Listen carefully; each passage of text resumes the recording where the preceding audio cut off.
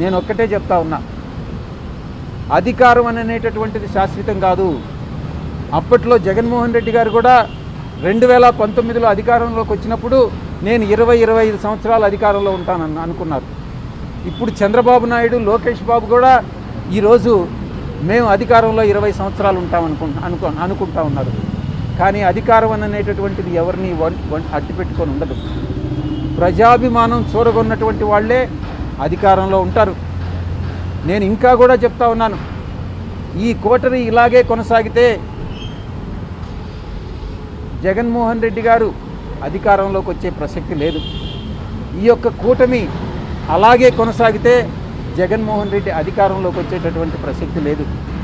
ఒక రాజకీయమైనటువంటి ఒక స్ట్రాటజీ ఉండాలి.